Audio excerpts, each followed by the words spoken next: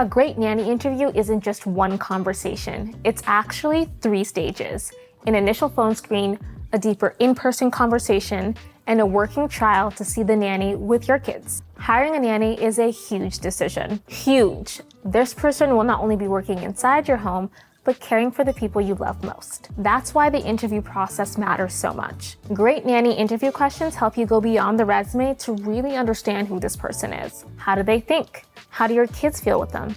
And ultimately, are they going to be the right fit for your family? By the end of this video, you'll have a 3-part plan for your interview, along with 30 nanny interview questions that will help you go beneath the surface so you can feel confident you're hiring the right person. Grab your notepad and your favorite beverage, because the first stage alone could save you hours of wasted time. Before anyone comes to your house, do yourself a favor and start with a quick phone screen to make sure the person fits your basic requirements. We're talking 10 to 15 minutes here. The goal is to make sure there's a realistic match before you invest more time on both sides. Here's what to cover: availability, salary expectations, commute, non-negotiables, why they're leaving their current role, what drew them to your posting. First, availability. Does their schedule actually match yours? And are you both flexible, or do you need something set in stone? Second, salary and payroll. Get this on the table early. If you're not even in the same ballpark on pay rate, it's better to know now. And speaking of getting payment on the table, you should also agree how they get paid. To avoid any legal or compliance headaches, we strongly recommend factoring taxes into your salary discussions. Paying on the books not only helps you, it gives your nanny some key protections and benefits, like Social Security income, Medicare, unemployment benefits, and a credit history so they can qualify for a car loan or mortgage. If you don't feel confident handling this on your own, using a service like HomePay can help. Third, commute. Can they realistically get to you? This one gets overlooked and then it becomes a problem later. Fourth, your non-negotiables. Think years of experience, a valid driver's license, CPR training, vaccination status. Whatever your must-haves are, confirm them here. Fifth, and this one tells you a lot, ask why they're leaving their current role. Listen to see if their answer gives professionalism and self-awareness, or if you're picking up on some red flags. And sixth, ask them what drew them to your posting specifically. See if it feels like they have genuine enthusiasm for the role in your family, or if this seems like just another job. One more thing, if you're hiring through Care.com, you can do a video interview through our platform, so you don't even have to exchange personal contact information. If a candidate doesn't pass your first screening, it's okay to politely wrap things up.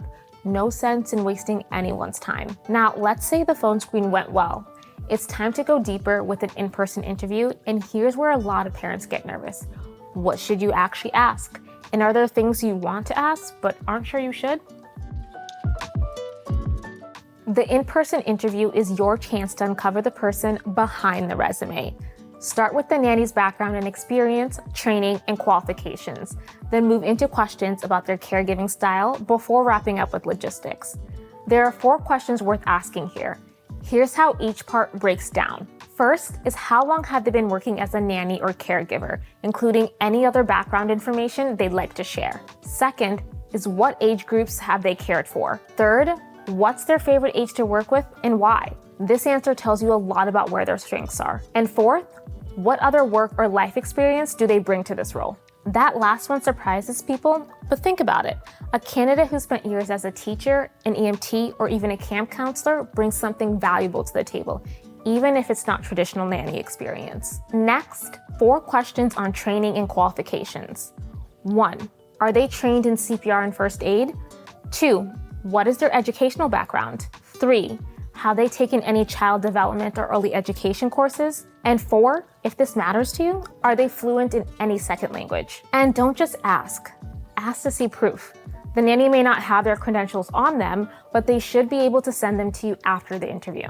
Next, their previous positions. Ask about 3 things: their most recent position and responsibilities, what they enjoyed most and least about their previous roles, and whether they've cared for a child with special needs, allergies, or specific medical requirements if that applies to you. Now that the resume questions are out of the way, it's time to dig a little deeper. These questions can feel a little uncomfortable for the person you're interviewing, so do your best to put them at ease. I don't have a nanny to interview right now, so I'm going to have my daughter fill in while I demonstrate. So how would you describe your caregiving style? This question is intentionally open-ended so you can listen for language that matches your own values around things like structure versus flexibility, nurturing versus independence, or play-based versus learning-focused. I don't even know if they will do good on a choo-choo train because this choo-choo train is more like higher heights. Interesting. And how do you handle discipline when a child misbehaves? Here you want to make sure the nanny has a clear and consistent policy that's aligned with your values. Every day I'm going to take them, only if they're good. How do you keep kids engaged and stimulated throughout the day? Great nannies don't just survive the day, they actually plan for it with activities, routines, and outdoor time. And then we'll combine those play dates together to make one giant play date. How do you handle it if a child gets sick or injured on your watch? You're looking for calm and decisive, not panicked or uncertain. They should know when to call you and when to call 911. And if it feels really bad and you guys need to come and I could leave, I would leave. Tell me about a challenging situation you faced with a child and how you handled it. This is your behavioral interview question. Real experience shows up here, and so do red flags. You have to give me this much money in their piggy bank. What would you do if a child you were caring for had a serious accident or emergency? When you ask this, don't just listen to what they say, but how they say it. Take them to the hospital or something, only if they need it. Maybe I'll take them to the doctor first. Well, Miss Layla, thank you for your time today. Bye-bye, butterfly. Next, let's talk about some practical and logistical questions you won't want to skip. We're in the home stretch now. These last few questions might feel less exciting, but skipping them is how misunderstandings happen. Depending on your family's specific needs, some of the following questions should come up. First, are they comfortable driving their children and do they have a valid license and a clean driving record? Second, are they comfortable with pets in the home? Third, are they willing to help with light household tasks like tidying up and meal prepping? Fourth, are they open to traveling with the family if needed? Fifth, what's their philosophy around screen time for kids and how do they manage their own screen time on the job? Finally, do they have any restrictions on activities or outings? This is also a good moment to share your own expectations clearly. Don't save your deal breakers for after you've made an offer. Oh yeah, I guess it's time to talk about red flags. Here's the thing, even a great interview can have warning signs if you know what to look for. The first is vague or evasive answers about past positions. The second is reluctance to provide references or resistance to a background check. Third, a frustrated or dismissive tone when talking about past employers or kids in their care. Fourth, overemphasis on pay and benefits with little passion for the role itself. Fifth, not giving specific examples of how they've handled challenges. And sixth, inconsistencies between what they said on the phone and what they say in person. This person is going to be responsible for your children. There is no reason to ignore internal alarm bells. If something feels off, it's worth paying attention, even if you can't quite put your finger on why. Now, one more thing before you make your decision. Should you set up a trial run before hiring a nanny?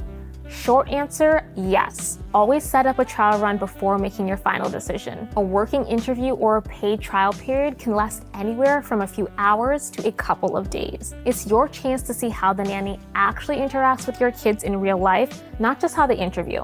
During the trial period, there are 4 things you're watching for. First, how naturally and warmly they engage with your child. Second, how they handle a meltdown, boredom, or conflict between kids. Third, whether your kids seem comfortable and at ease around them. And fourth, how they communicate with you in real time. Your kids' reactions, especially the younger ones, can be one of the most powerful signals of all. So the trial went well. Here's what to do next. Now that you have a top candidate, you'll want to make sure to complete further safety checks with your nanny candidate's consent. If you contacted your nanny on Care.com, they've already completed an initial background check, but you still have options to add further checks. Visit our safety centers to see what we offer or check out the video linked in our description. If you didn't find your nanny on Care.com, they may not have gone through any screens, and it's important to run at least a basic background check. At this point, if you didn't already do this in the interview, you should also verify their identity and credentials. Ask for a copy of their ID and confirm any certifications they mentioned. Next, references. Set up calls with 2 or 3 people who've worked with this person. Ask specific questions. Were they reliable? How did they handle tough situations? Would you hire them again? See if the reference's perspective matches the nanny's. Then comes the contract. Once everything checks out, draft a nanny work agreement. Put expectations, compensation, time off, and house rules in writing to protect both parties. If you need some help getting started, we have a sample contract linked for you in the description. And finally, compliance. Make sure you understand your obligations as a household employer, meaning pay benefits and taxes. If you want help managing all of that to make sure you stay on the right side of the law, HomePay by Care.com can help. If everything checks out, congratulations, you found your person. Finding the right nanny takes real effort, but with the solid interview process, you'll get to know the real person behind the profile. You'll learn how they think, how they handle hard moments, and whether they're truly the right fit for your family. Everything you need is in the description below, including all 30 interview questions. Now that you've hired your nanny, watch this next for 7 conversations about safety to have with your new nanny.